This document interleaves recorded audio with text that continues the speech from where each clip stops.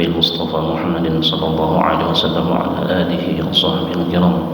أشهد أن لا إله إلا الله. الفاتحة. أعوذ بالله من الشيطان الرجيم. بسم الله الرحمن الرحيم.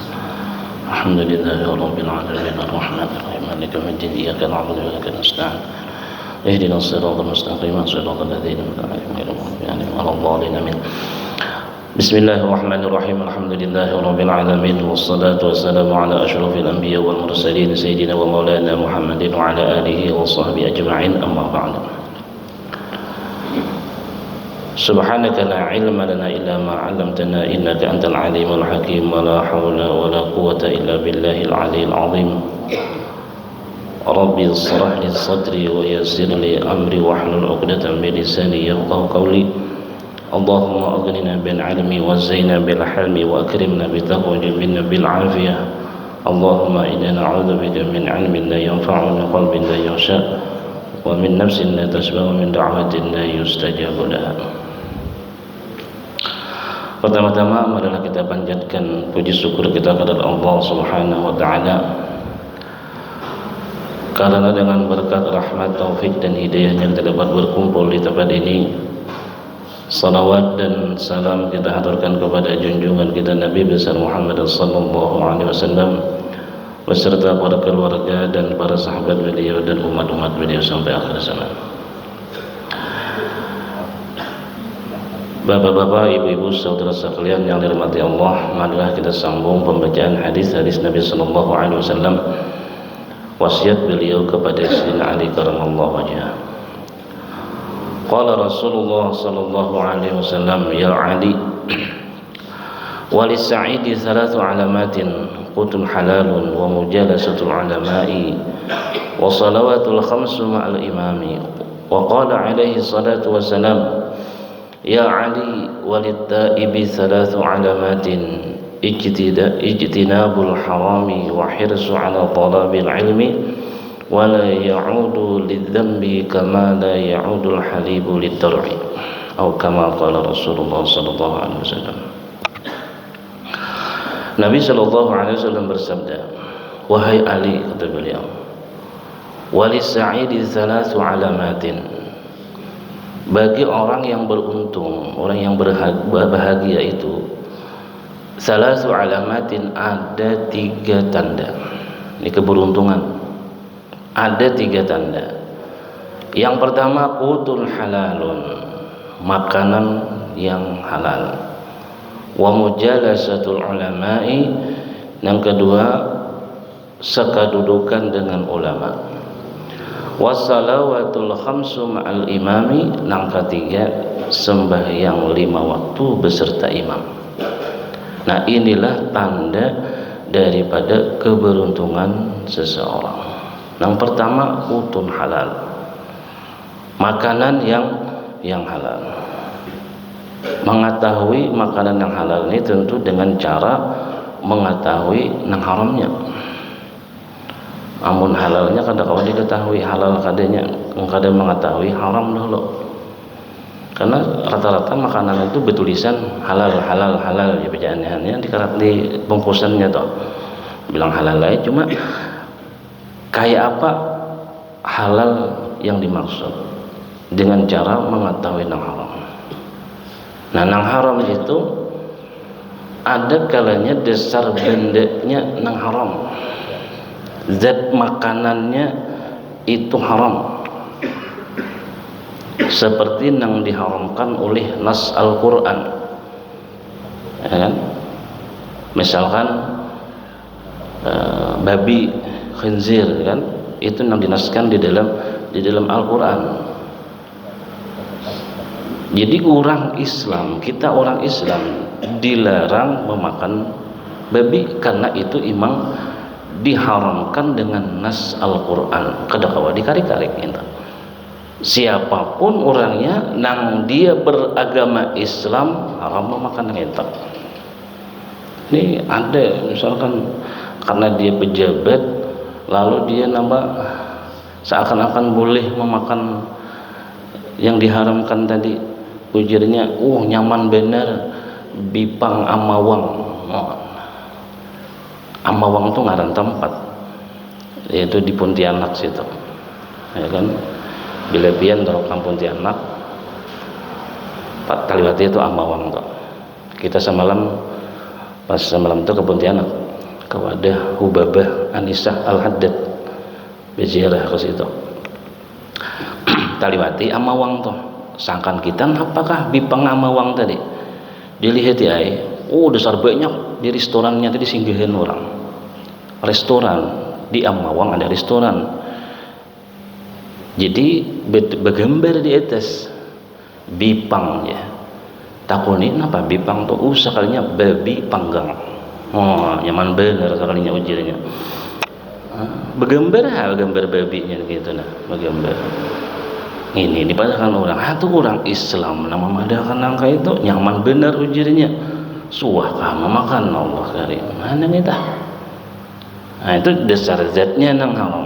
Nah, atau karena misalkan sembelihan bukan karena Allah, atau sembelihannya kadisah haram makan. Menyembelih kurban pinggir sungai, pas disembelih mendebel bukur ke sungai, ujung mati mudarnya. Aing disembelih mah begegeh sapinya, gugur ke sungai mati tenggelam, kada mati disembelih, mati mudar. Kada kalau dimakan yang itu,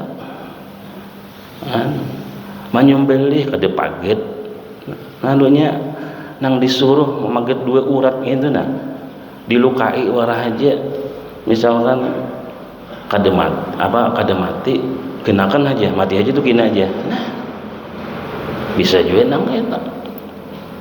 Artinya dia menyembelih korbannya itu kadisah nih menurut syariat kadisah, maka napa sembelihannya itu haram untuk dimakan, kada boleh dimakan. Ini banyak nang kejadian kita antaranya nang menyembelih itu karena apa? Karena kada sesuai lawan syariat. Kada sesuai, akhirnya apa? Nang korbannya ti menjadi bangkai, kada boleh dimakan.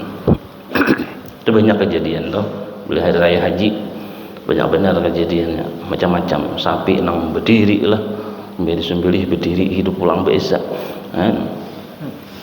Sawat buka sapinya, disembelih, kada paget, mau ulangi, kada kau ulangi diulangi, nang kayak itu tuh, udah berdiri nang kayak itu. Nah itu kada kau dimakan, itu dasar zatnya haram. Nah, kemudian kadang-kadang zatnya bendanya halal, cuma cara mendapatkan benda tersebut atau makanan tersebut dengan cara nang haram. Dicuntan misalkan, dicuntan, mencuri, bendanya halal misalkan roti misalkan makanan, nasi kah, cuma mendapatkan nasi atau rotinya tadi dengan cara dicuri, haram dia tadi makan.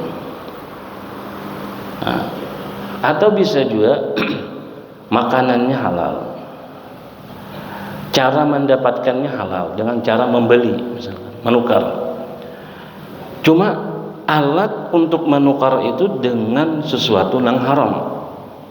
Misalkan duitnya hasil daripada korupsi, hasil daripada mencuri duitnya nih, ditukarakan karena si cara mendapatkannya halal, menukarkan halal, kemudian nang ditukarkan nasi halal.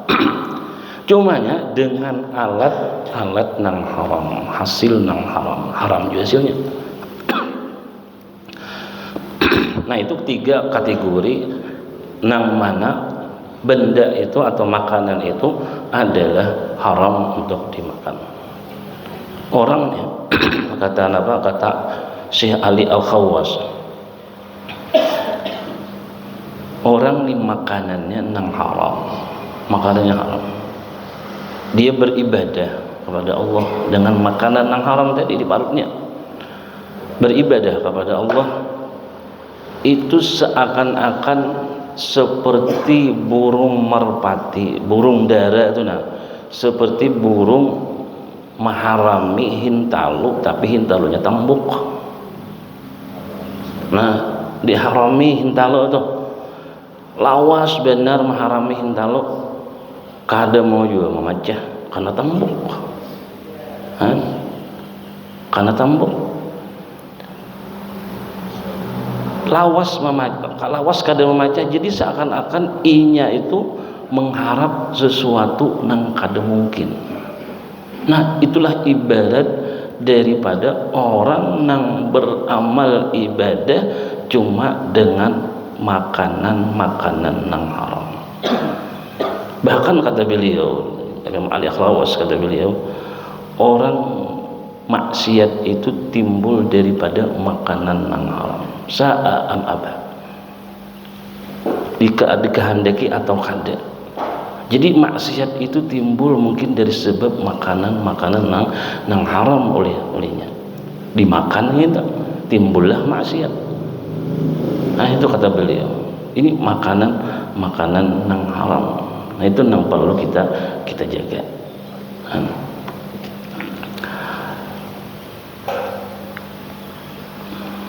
Imam Abu Yazid Al-Bustami, Imam Abu Yazid Al-Bustami itu ketika beliau sudah beranjak dewasa, sudah menjadi alim ulama, tapi sampai sudah dewasa itu, sampai sudah alim berilmu, beliau mujahadah kepada Allah, beribadat kepada Allah. Tapi di dalam ibadatnya itu beliau kadang merasakan lezatnya beribadah, kadang merasakan lezatnya. Ujasidin selama aku nih sejak balik sampai sekarang itu kadang sama sekali ketika aku beribadah merasakan lezat, nyaman benar beribadah itu. Kenapa sebabnya ini? Pasti ada sesuatu. Lalu beliau mendatangi ibunya, masih ada. Jadi ditakoni, wahai ibu, dari sekarang sampai sekarang nih ulun kada pernah merasakan lezatnya ibadah, sedangkan ulun menjaga makanan ulun dari sejak balik sampai sekarang tuh, dari sejak lahir sampai sekarang ulun menjaga makanan ulun. Nah, tapi tetap aja kada merasakan lezatnya. Apakah ketika pian mengandung ada sesuatu, mengerjakan sesuatu yang dilarang oleh agama? Tak unik kawitan. Jadi jenah kawitan hadang dulu mengatakan usah kalinya ada jenah kawitan. Dahulu lagi aku betianan ikam nih, aku nih hendak benar makan roti. Pas aku naik ke atas nih loting nih, sekalinya ada tetangga itu sedang menjemur adonan roti di atas. Karena aku nih mangidam betianan ikam, aku nih hendak benar lawan adonan itu. Aku ambil seujung kuku aja merasai ini, seujung kuku aja merasai, ku ambil gitu, ku makan. Itu bang ada suah sekali. Nah ujar nang Abu Yazid, sebab itulah mungkin ulun ini kada merasakan lezatnya ibadah. Padahal masih dalam parut gitu. Tapi nang kawitan belum makan kada nano. Belum makan kada bejaga. Andi urang. Jadi jangan salahkan anak nang kayak itu. Anak kada kawan karena kada kawan dipadehi je macam-macam. Mungkin kawitannya ketika itu mau makan nang kada kakaruan. Wahai mama Yasidin, tolong mintalah ridha kepada yang punya. Akhirnya ibunya meminta lawan tetangganya tadi supaya diridhai. Nang berpuluh-puluh tahun yang silam Sidin memakan adonan roti yang ada di soto itu. Nah, sejak itulah kata beliau, aku merasakan lezatnya beribadah kepada Allah. Sedikit beda atau beheri pulang. Nah, kita nih, wah ini dasar kada nyaman beribadah li kada nyaman. Kayak pakah aja, abah mamaku beheri. Saurang kita makan aja ya. Memikirkan nang itu. Itu orang apa? Orang wali itu. Sampai nangka itu dijaga oleh Allah. Nah bahkan Al-Muhasibi Imam Muhasibi itu pekawan lawan Imam Hasan Al-Basri. Nah, jadi Imam Muhasibi ini ketika beliau hendak memakan sesuatu, Imam Muhasibi ini wali daripada wali Allah Ta'ala. Daripada hendak memakan sesuatu, beliau berkata kepada Imam Al-Junaid. Jadi Imam Junaid ini nampak ketahuan pada Imam Al-Muhasibi ini lapar. Jadi Imam Junaid, ayo kita ke rumah makanan. Diajak ke rumah. Nah, pas makanan, Imam Junaid ini kehabisi makanan di rumah. Lalu sidin diatari oleh tetangga makanan. Imam Junaid ini apa namanya, pemimpin thariqah kan. Diatari.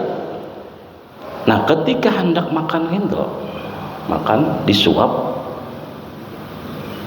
langsung turun sidin. Imam Muhasibi langsung turun. Imba disuap, langsung turun, lalu diluak makanan itu. Dan bulik. Kada lagi masuk. Pas berikutnya bertamuan, ujar Imam Junaid, kenapa semalam ikam tuh makan turun banyak, lalu meluak dan pergi. Ujar Imam Muhasibi, aku semalam tuh mendapat sinyal dari Allah bahwasanya makanan yang ikam suguhkan itu adalah kada halal. Kada halal. Dari mana ikam mendapatkan? Nah, jadi ujar Imam Junaid, itu bukan makananku, itu makanan tetanggaku nama mengirimi, nama hadiahi. Aku kada tahu kayak apa tetangga itu mendapatkan makanan tersebut, kada tahu aku. Entah kayak apa inya maulah atau dari mana ulahannya, aku kada tahu. Oleh sebab itulah mungkin napa nak ikam makan itu kada halal bagi ikam. Lalu ujar Imam Junaid, kayak apa ikam mengetahui bahwasanya makanan itu kada halal? Jadi ujar Imam Muhasibi, ketika aku hendak menjapai makanan itu, apabila makanan itu kada halal, urat yang ada di tanganku ini bergerak. Nah, bergerak di tangannya ada urat bergerak. Bila nang itu bergerak, berarti makanan nang pacang ku ambil itu kada halal. Saking nang kaya itunya tuh nah, Allah Ta'ala memelihara walinya supaya jangan tamakan nang haram. Bergerak. Nanti kita bergerak hendak mengambil nih, hendak mengambil ini, malah banyak, hendak banyak mengambil. Amal kita nang itu. Di orang ada nang haram bergerak dia. Itu Imam Muhasibi itu. Jadi bahkan sebagian orang tuh, sebagian ulama tuh ini kita kada bang menuruti nang kayak ini. Mereka kadahapun memakan makanan nang mana makanan itu dilihat oleh fakir miskin. Nih makanan nih dilihat oleh fakir miskinnya tuh kada kau manukari makanan itu, hanya sekadar mengingini dengan makanan itu. Nah, itu ujar nang sidin tadi, ujar ulama tadi, itu sudah kalau kita tukari makanan itu begitu kita makan, itulah nang akan menggelapkan hati kita. Kita kada kawan dengan ini. Nah, nyata kalau kita ke pasar, ya kita ke pasar dengan kita makan wadai macam-macam di pasar itu kadang-kadang, sedangkan di pasar itu banyak orang yang melihat halak benar di makanan itu kan, misalkan. Nah, kita kada kawan malah kan itu. Itu sebagian orang aja, sebagian daripada wali-wali Allah Ta'ala yang kayak itu. Nah, itu jadi orang yang bahagia itu yang pertama adalah qutun halalun, makanan yang halal. Nyaman beda makanan halal itu. Yang kedua, wa mujalasatul ulama. Ini sering benar ini. Sakadudukan lawan ulama, berkawan lawan ulama, itu dah. Karena orang yang sakadudukan lawan ulama itu manfaatnya banyak. Yang pertama, memandang. Dalam kitab Lubabul Hadis Imam Suyuti, disyarahkan oleh Imam Nawawi Al-Bantani dengan Tanqihul Qaul. Di situ banyak tuh hadisnya. Di antaranya di situ, barang siapa memandang wajah orang alim, tapi orang alim sini dimaksud adalah wajah Imam Nawawi Al-Bantani, alim ilmu syariat, alim ilmu agama. Kada alim bebarengan tuh, alim ilmu agama. Memandang wajah orang nang alim ilmu agama tadi, nazratan wahidatan, satu kali pandangan.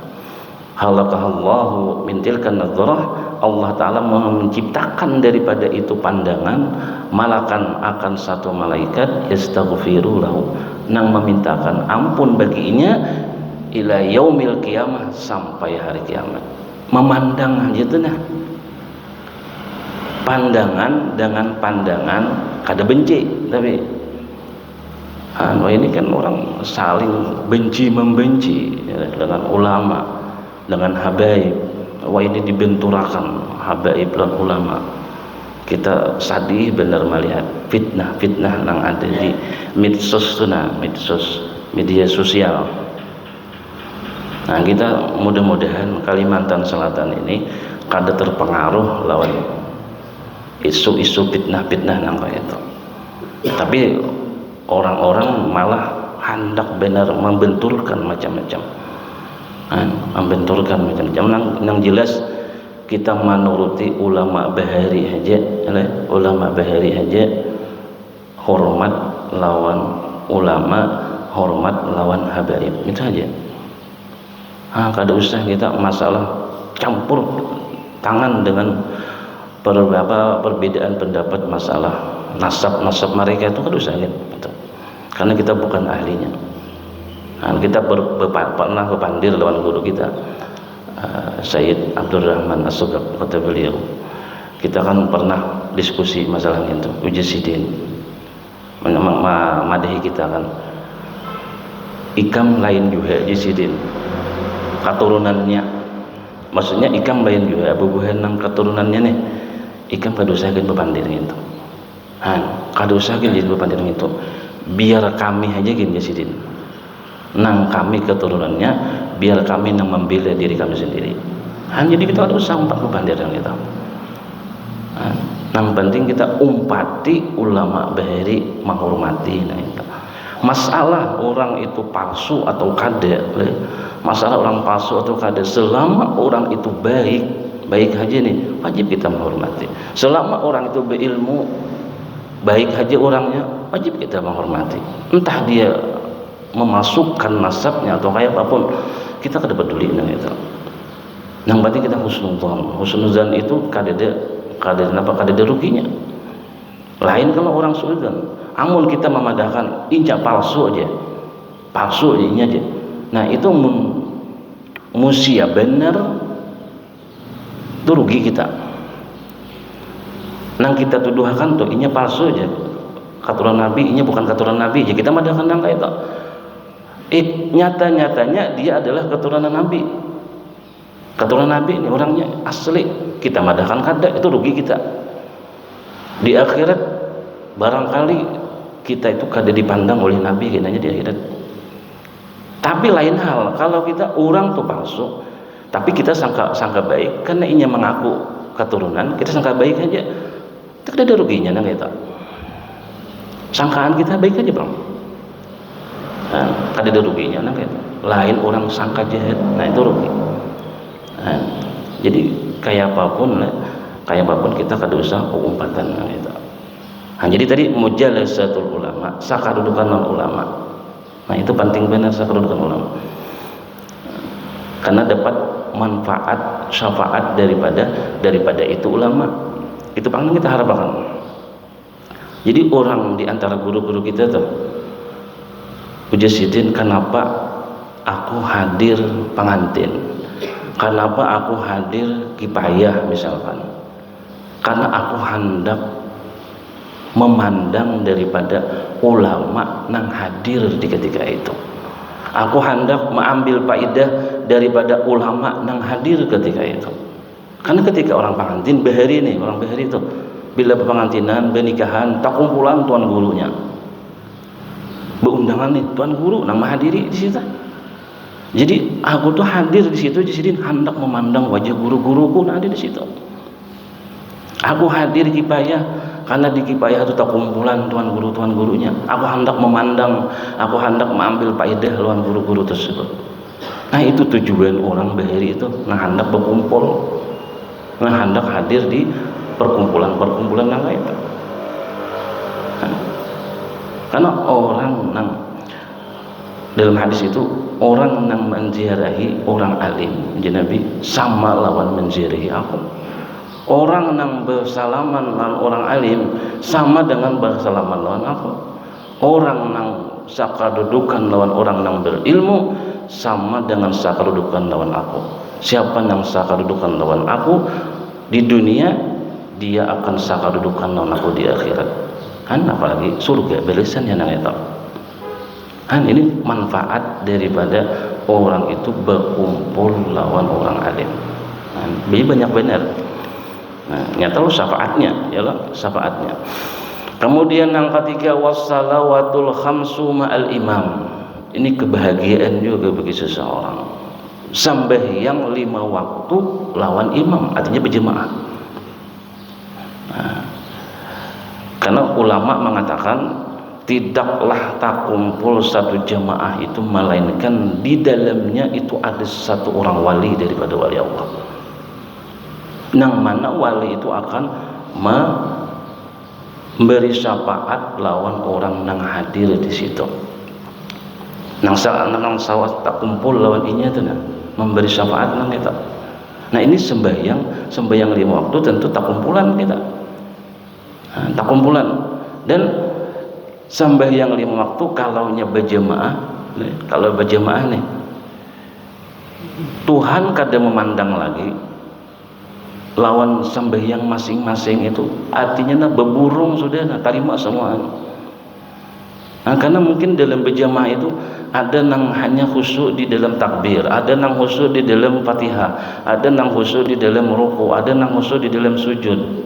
Dikumpulkan samaan menjadilah khusyuk di dalam satu sembahyang penuh. Nah itu nang diterima oleh Tuhan. Kita kumpulan tuh gara-gara apa? Ditakuni ujian Tuhan adalah nang khusyuk apa namanya, nang ingat di takbirnya ada nang ingat di anunya ada. Akhirnya Tuhan, ingat dengan sebab berjamaah itulah ku terima seberitaan. Nabi kita sallallahu alaihi wasallam dalam riwayatnya, dalam sejarah beliau, Sidin kada suah sama sekali meninggalkan sembahyang berjamaah seumur hidup. Seumur hidup Sidin kada suah meninggalkan berjamaah. Jadi kada berjamaah aja kada suah dimeninggalkan, apalagi sembahyangnya. Ini kita ada nang kada bersembayangan, itu kan aneh. Nabi aja kada suah kada berjamaah, berarti kan otomatis Nabi kada suah kada sembahyang. Kenapa orang mengajarkan malah kada bersembayangan? Nah itu kan aneh benar. Di mana tuh nah riwayatnya bahwasanya boleh kada sembayangan tuh di mana? Ujiannya sembahyang tuh cukup di hati. As-salatu li dzikri, di Qur'annya ada kan gitu Qur'annya, as-salatu li dzikri, sembahyang itu dengan mengingat aku. Bila udah mengingat aku tuh ya ingat itu sembahyang jadinya. Itu pahaman nah kayak apa memaham yang kayak itu. Sama tak ingat udah sembahyang. Itu kali benar. Jadi kada sembahyang lagi, nah baju orang aku ingat tuh cukup sudah. Karena dalam Quran as-salatu li dzikri. Mohon. Itu memaham Quran tanpa ilmu. Sembahyang dulu hanya orang sembahyang tuh ingat lawan Tuhan, itu pahamannya pada. Berarti pahamannya orang yang kada sembahyang kada ingat lawan Tuhan. Ini kada dipalingnya bila ingat ya udah sembahyang. Nah itu lupa jadinya. Kada bisa sembahyangan ya Allah. Kayak hendak selamat di dunia dan di akhirat, amun sembahyang ditinggal olehnya. Padahal sembahyang itu sudah dipardukan oleh Allah dengan nas Al-Quran dan dipraktikkan oleh Nabi SAW. Itu sudah cukup sebagai dalil bagi kita tentang kewajiban sembahyang. Jangan sekali-kali mengingkari dengan kewajiban sembahyang itu. Tapi bertamat. Bertamat sembahyang itulah syak bila orang memandangkan kada wajib lagi sembahyang itu murtad wal iyazubillah. Itu wajib kita pemerintah, khususnya pemerintah itu menyuruh orang itu bertaubat. Apabila kada bertaubat itu dihukumnya hukuman bunuh orang itu. Karena itu penyakit bagi masyarakat. Penyakit bagi masyarakat, apalagi orang nama ajarkan nangka itu. Nangka ada bisa sambayangan lagi itu. Itu dibesmi aja nangka itu. Karena kadede ajaran kita mengadakan bahwasanya kada wajib lagi bersambayangan itu kadede sama sekali. Kalau seandainya orang itu kada sembahyang cuma di dalam hatinya dia masih meyakini bahwasanya sembahyang itu wajib diperintahkan oleh Allah, orang itu maksiat aja, disuruh bertaubat. Disuruh bertaubat. Jadi nang kita tuh nang kulir sembahyang, nang kulir nih sembahyang, itikatkanlah di dalam hati bahwasanya sembahyang itu wajib, wajib. Dan aku kulir ini aku ini berdosa mun aku kada sembahyang. Itikatkan dalam hati supaya kada keluar daripada lingkaran Islam, supaya kada keluar dari Islam. Itikatkan di dalam hati itu wajib dan berdosa meninggalkan cuma aku ini kulir benar. Nah ini fasik aja hukumnya orang itu. Fasik, masih kita wajib kewajiban Islam. Ibaratnya meninggal disembahyangkan macam-macam dimandi kayak Islam cuma tapi berusahalah untuk merubah diri. Sembahyang kada kawa, misalkan sembahyang di waktunya kada di waktunya asal sembahyang anak itu tuh ini padahal nang di luar sembahyang itu kan haram, pada sembahyang mama pun juga haram. Jadi perayaan tuh jangan nang kayak itu. Jangan beranggapan di dalam hati bahwasanya mun mamagun haram kada sembahyangan gitu. Nah itu makinnya salah gitu. Lebih baik sembahyang daripada kada, walaupun di luar waktunya, pokoknya kada kawa. Jadi mun lebih baik itu di awal waktu, tapi kan di dalam waktunya itu lebih ianya. Tapi bila kada kawa juga karena kesibukan misalkan karena kesibukan yang lain, sibuk dengan berusaha, sambayang kena diqadha di malam kan di waktu qadanya. Jangan kada bersambayangan karena orang nang becari dunia harus misalkan sambayangnya ditinggal, sambayang kada. Nah itu duit hasil daripada usahanya tadi nang dia ketinggalan sembahyangnya, sambayang kada, itu bisa kada halal itu duitnya. Nah itu jangan dimakan baginya, itu tambah. Nah, jadi dibawa sembahyang kayak apapun sibuknya kita bawa sembahyang bila masuk waktunya. Nah, bila kada waktu diqadha kainanya diqadha itu jangan kada diqadha. Mun kada itu makin kada sembahyang. Sambayang dilanggar gini kada boleh ini yang dilanggar. Nah itulah sembahyang itu lah. Wassalawatul khamsu ma'al imam. Ini anjuran dari luar biasa kalau orang tuh kawa berjamaah. Nah itu nikmat daripada Allah. Alhamdulillah kita kawa sembahyang berjamaah. Ini guru-guru kita tuh. Contohnya Habib Muhammad bin Abdul Al-Haddad. Itu kata beliau, aku semenjak balik kata beliau kada pernah ketinggalan sembahyang berjamaah. Sejak balik sini kada suah sembahyang ketinggalan berjamaah. Luar biasa tuh. Orang-orang Arab tuh kita lihat mereka antusias untuk selalu sembahyang berjamaah. Itu orang Arab. Kayak apa aja toko mereka tutup sembahyang berjamaah. Mudah-mudahan kita mendapatkan rahmat daripada Allah untuk kawa sembahyang berjamaah. Nah itulah yang dapat kita sampaikan, mudah-mudahan mendapatkan manfaat. mendapatkan rahmat daripada Allah, mendapatkan syafaat dari Rasulullah SAW bersama beliau di dalam surga. Amin ya Allah ya Rabbal Alamin.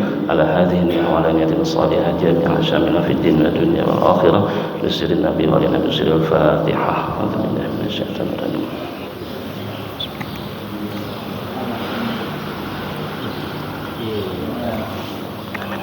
Amin ya Allah ya Karim. Bismillahirrahmanirrahim. Allahumma salli ala sayyidina dinina wa sallim qulubana wa sallim dharhana wa sallim atiqadana wa sallim jami'al muslimin wa muslimat bi rahmatika ya arhamar rahimin wa sallallahu sayyidina Muhammadin walhamdulillahi rabbil alamin. Subhan